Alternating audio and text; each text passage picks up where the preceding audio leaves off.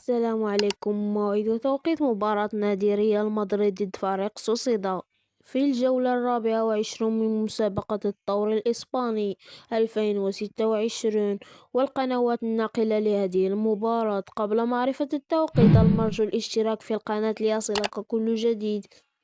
سيستقبل فريق ريال مدريد نظيره فريق سوسيداد على ملعب سانتياغو برنابيو في مباراة الجولة 24، وستقام هذه المباراة المرتقبة بين الفريقين يوم السبت 14 فبراير 2026 على الساعة 9 مساء بتوقيت المغرب وتونس والجزائر، والعاشرة مساء بتوقيت مصر، والحادية عشر مساء بتوقيت السعودية إن شاء الله.